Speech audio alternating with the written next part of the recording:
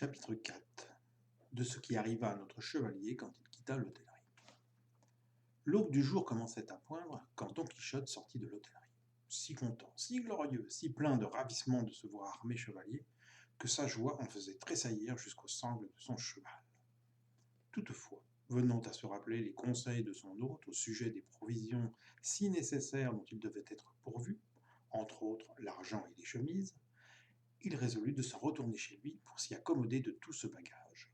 Et encore d'un écuyer, comptant prendre à son service un paysan, son voisin, pauvre et chargé d'enfants, mais très propre, à l'office d'écuyer, dans la chevalerie errante.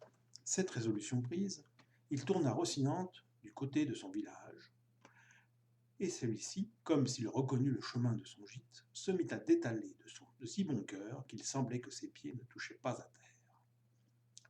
Don Quichotte n'avait pas fait encore grand trajet quand il crut s'apercevoir que, de l'épaisseur d'un bois qui se trouvait à sa droite, s'échappaient des cris plaintifs comme d'une personne qui se plaignait. À peine les eut-il entendus qu'il s'écria « Grâce soit rendue au ciel pour la faveur qu'il m'accorde, puisqu'il m'envoie si promptement des occasions de remplir les devoirs de mon état et de recueillir le fruit de mes bons desseins. » Ces cris, sans doute, sont ceux d'un nécessiteux ou d'une nécessiteuse qui nécessite mon secours et ma protection. Aussitôt, tournant en bride, il dirigea Rocinante vers l'endroit d'où les cris lui semblaient partir. Il n'avait pas fait 20 pas dans le bois qu'il vit une jument attachée à un chêne, et à un autre chêne également attaché un jeune garçon de 15 ans, au plus. Nu de sa tête, à la ceinture, c'était lui qui jetait ses cris plaintifs, et non sans cause vraiment, car un vigoureux paysan lui administrait une correction à grands coups d'une ceinture de cuir, accompagnant chaque décharge d'une remontrance et d'un conseil. « La bouche close, lui disait-il, et les yeux éveillés. » Le jeune garçon répondait « Je ne le ferai plus, monseigneur, par la passion de Dieu, je ne le ferai plus. Je promets d'avoir le plus grand soin du troupeau à l'avenir. » En apercevant cette scène, Don Quichotte s'écria d'une voix courroucée. « Dis courtois, chevalier, il vous sied mal de vous attaquer à qui ne peut se défendre. Montez sur votre cheval et prenez votre lance. » Car une lance était aussi appuyée contre l'arbre où la jument se trouvait attachée. « Et je vous ferai voir qu'il est d'un lâche de faire ce que vous faites à présent. » Le paysan, voyant tout à coup fondre sur lui ce fantôme couvert d'armes, qui lui brandissait sa lance sur la poitrine, se tint pour mort et d'un ton patelin répondit « Seigneur chevalier, ce garçon que vous me voyez châtier est un mien valet qui me sert à garder un troupeau de brebis dans ses environs. Mais il est si négligent que chaque jour il en manque quelqu'une. Et parce que je châtie sa paresse, ou peut-être sa friponnerie, il dit que c'est Vinénie, et pour ne pas lui payer les gages que je lui dois. Mais sur mon Dieu et sur mon âme, il en a menti. »« Menti devant moi, méchant vilain, reprit Don Quichotte. Par le soleil qui nous éclaire, je ne sais pas qui me retient de vous passer ma lance à travers le corps. Payez sur le champ, et sans réplique, sinon je jure Dieu que je vous extermine et vous anéantis sur le coup, qu'on le détache. » Le paysan baissa la tête et, sans répondre un mot, détacha son berger, auquel Don Quichotte demanda combien lui devait son maître. « 9 mois, dit-il, et 7 réaux chaque. » Don Quichotte fit le compte, et trouvant que la somme montait à 63 réaux, il dit au laboureur de les débourser sur le champ s'il ne voulait mourir. Le vilain répondit, tout tremblant, que par le mauvais pas où il se trouvait, et par le serment qu'il avait déjà fait, il n'avait encore rien juré. Il affirmait que la somme n'était pas si forte, qu'il fallait en rabattre, et porter en ligne compte 3 paires de souliers qu'il avait fournis à son valet, et un réal pour 2 saignées qu'on lui avait faites étant malade. « Tout cela est bel et bon, répliqua Don Quichotte, mais que les souliers et la saignée restent pour les coups que vous lui avez donnés sans motif. S'il a déchiré le cuir des souliers que vous avez payés, vous avez déchiré celui de son corps. Et si le barbier lui a tiré du sang étant malade, vous lui en avez tiré en bonne santé. Pourtant, je ne vous dois rien. Le malheur est, seigneur chevalier, que je n'ai pas d'argent, ici, mais qu'André s'en retourne à la maison avec moi et je lui paierai son dû, un réal sur l'eau. » « Que je m'en aille avec lui, s'écria le jeune garçon. Ah bien oui, Seigneur, Dieu m'en préserve d'y penser. S'il me tenait seul à seul, il m'écorcherait vif comme un Saint-Barthélemy. »« Non, non, il n'en fera rien, reprit Don Quichotte. Il suffit que je lui ordonne pour qu'il me garde respect, et pourvu qu'il me jure par la loi de la chevalerie qu'il a reçue, je le laisse aller libre et je réponds du paiement. » Que votre grâce, Seigneur, prenne garde à ce qu'elle dit, reprit le jeune garçon. Mon maître que voici n'est point chevalier, et n'a jamais reçu d'ordre de chevalerie. C'est Juan Aldudo, le riche bourgeois de Quintanar. Qu'importe, répondit Don Quichotte. Il peut y avoir des Aldudo chevaliers, et d'ailleurs, chacun est fils de ses œuvres. C'est bien vrai, reprit André, mais de quelles œuvres ce maître-là est-il fils? Lui qui me refuse mes gages, le prix de ma sueur et de mon travail. Je ne refuse pas, André, mon ami, répond le laboureur. Faites-moi le plaisir de venir avec moi, et je jure par tous les ordres de chevalerie qui existent dans le monde de vous payer. Comme je l'ai dit, un réal sur l'autre, et même avec les intérêts. Des intérêts, je vous fais grâce, reprit Don Quichotte. Payez-le en bon denier comptant, et c'est tout ce que j'exige. Et prenez garde d'accomplir ce que vous venez de jurer. Sinon, et par le même serment, je jure de revenir vers vous, de vous chercher et de vous châtier. Je saurais bien vous découvrir, fussiez-vous mieux caché qu'un lézard de muraille.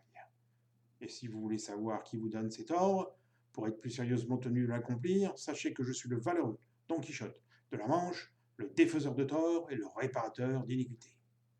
Maintenant que Dieu vous bénisse, mais n'oubliez pas ce qui est promis et juré, sous peine de la peine prononcée. Disant cela, elle piqua des deux à Rocinante et disparut en un instant.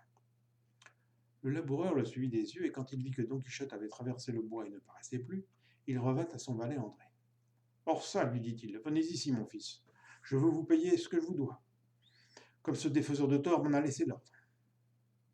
Je le jure bien, reprit André, et votre grâce fera sagement d'exécuter l'ordonnance de ce bon chevalier, auquel Dieu donne 1000 années de vie pour sa vaillance et sa bonne justice, et qui reviendra par la vie de Saint-Roch, si vous ne venez pas payer, exécuter ce qu'il a dit. Aussi je le jure, reprit le laboureur, mais par le grand amour que je vous porte, je veux accroître la dette pour accroître le paiement. Et le prenant par le bras, il revint attaché aux mêmes chaînes, où il lui donna tant de coups qu'il le laissa pour mort. Appelez maintenant, Seigneur André, disait le laboureur, appelez le défaiseur de tort, vous verrez s'il défait celui-ci, quoique je crois pourtant qu'il n'est pas encore complètement fait, car il me prend envie de vous écorcher tout vif, comme vous en aviez peur. À la fin, il le détacha et lui donna permission d'aller chercher son juge pour qu'il exécutât la sentence rendue. André partit tout éploré, jurant qu'il irait chercher le valeureux Don Quichotte de la Manche, qui lui conterait de point en point ce qui s'était passé, et ce que son maître lui paierait au quadruple. Mais avec tout cela, le pauvre garçon s'en alla pleurant, et son maître resta à rire. C'est ainsi que le tort fut redressé par le valeureux Don Quichotte. Celui-ci, enchanté de l'aventure, qui lui semblait donner un heureux et magnifique début à ses prouesses de chevalerie, cheminait du côté de son village, disant à mi-voix: Tu peux bien te nommer heureuse par-dessus toutes les femmes qui vivent aujourd'hui dans ce monde, oh, par-dessus toutes les belles dulcinées de Toboso, puisque le sort t'a fait la faveur d'avoir pour sujet et pour esclave de tes volontés un chevalier aussi vaillant et aussi renommé que l'est et le sera Don Quichotte de la Manche, lequel, comme tout le monde le sait, reçut hier l'ordre de chevalerie, et dès aujourd'hui a redressé le plus énorme tort qu'ait inventé l'injustice et commis la cruauté, en ôtant le fouet de la main à cet impitoyable bourreau qui déchirait avec si peu de raison le corps de ce délicat enfant. En disant cela, il arriva à un chemin qui se divisait en quatre, et tout aussitôt lui vint à l'esprit le souvenir des carrefours où les chevaliers errants se mettaient à penser quel chemin ils choisiraient. Et pour les imiter, il resta un moment immobile. Puis, après avoir bien réfléchi, il lâcha la bride à Rocinante, remettant sa volonté à celle du bidet, lequel suivit sa première idée qui était de prendre le chemin de son écurie. Après avoir marché environ 2000, Don Quichotte découvrit une grande troupe de gens, que depuis l'on sut être des marchands de Tolède, qui allaient acheter de la soie à Murcie. Ils étaient 6, portant leurs parasols, avec 4 valets à cheval et 3 garçons de mule à pied. À peine Don Quichotte les aperçut-il, qu'il s'imagina faire rencontre d'une nouvelle aventure, et pour imiter autant qu'il lui semblait possible les passes d'armes qu'il avait lues dans les livres, il crut trouver tout à propos l'occasion d'en faire une à laquelle il songeait. Ainsi, prenant l'air fier et la contenance assurée, il s'affermit bien sur ses étriers, empoigna sa lance, se couvrit la poitrine de son écu, et, campé au beau milieu du chemin, il attendit l'approche de ses chevaliers errants, puisqu'il les tenait et jugeait pour tels. Dès qu'ils furent arrivés à la portée de voir et d'entendre, Don Quichotte éleva la voix d'un ton arrogant, leur cria: Que tout le monde s'arrête! Si tout le monde ne confesse qu'il n'y a dans le monde entier demoiselle plus belle que l'impératrice de la Manche, la sans pareille Dulcinée du Toboso. Les marchands s'arrêtèrent au bruit de ces paroles pour considérer l'étrange figure de celui qui les disait, et par la figure et par les paroles, ils reconnurent aisément la folie du pauvre diable. Mais ils voulurent voir plus au long où pouvait tendre cette confession qui leur demandait, et l'un d'eux, qui était quelque peu goguenard et savait fort discrètement railler, lui répondit « Seigneur chevalier, nous ne connaissons pas cette belle dame dont vous parlez. Faites-nous la voir, et si elle est d'une beauté aussi incomparable que vous le signifiez, de bon cœur et sans nulle contrainte, nous confesserons la vérité que votre bouche demande. » « Si je vous la faisais voir, répliqua Don Quichotte, quel bon mérite auriez-vous à confesser une vérité si manifeste? L'important c'est que, sans la voir, vous le croyiez, confessiez, affirmiez, juriez et souteniez les armes dans la main. Sinon, en garde et en bataille, gens orgueilleux et démesurés, que vous veniez un, comme l'exige l'ordre de la chevalerie, ou bien tous ensemble, comme c'est l'usage et la vile habitude des gens de votre trempe. Je vous attends ici, et je vous défie, confiant dans la raison que j'ai de mon côté.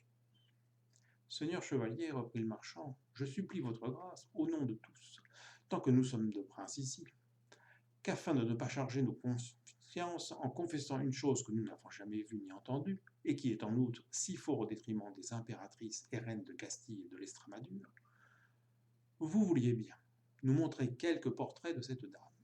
Ne fut-il pas plus gros qu'un grain d'orge? Par l'échantillon, nous jugerons de la pièce, et tandis que nous garderons l'esprit en repos, votre grâce recevra pleine satisfaction. Et je crois même, tant nous sommes déjà portés en sa faveur, que son portrait nous fit-il voir qu'elle est borgne d'un œil, et que l'autre distille du soufre et du vermillon, malgré cela, pour complaire à votre grâce, nous dirions à sa louange tout ce qu'il vous plaira. Elle ne distille rien, canaille infâme, s'écria Don Quichotte enflammé de colère. Elle ne distille rien, je le répète, de ce que vous venez de dire, mais bien du musc et de l'ambre. Elle n'est ni tordue ni bossue, mais plus droite qu'un fuseau de Guadarrama. Et vous allez payer le blasphème énorme que vous avez proféré contre une beauté du calibre de celle de madame.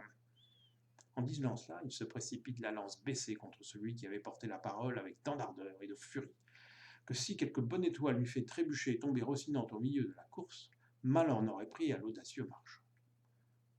Rocinante tomba donc, et envoya rouler son maître à 10 pas plus loin, lequel s'efforçait de se relever sans en pouvoir venir à bout, tant le charge et l'embarrassait s'avance, l'écu, les éperons, la salade et le poids de sa vieille armure, et au milieu des incroyables efforts qu'il faisait vainement pour se remettre sur pied, il ne cessait de dire « Ne fuyez pas, race de poltrons, race d'esclaves, ne fuyez pas, prenez garde, que ce n'est point ma faute, mais par celle de mon cheval que je suis étendu sur la terre. » Un garçon muletier de la suite des marchands, qui sans doute n'avait pas l'humeur fort endurante, ne put entendre proférer au pauvre chevalier tombé tant d'arrogance et de bravade, sans avoir envie de lui donner la réponse sur les côtes. S'approchant de lui, il lui arracha sa lance, en fit 3 ou 4 morceaux, et de l'un d'eux se mit à frapper si fort et si dru sur notre Don Quichotte, qu'en dépit de ses armes, il le moulut comme plâtre.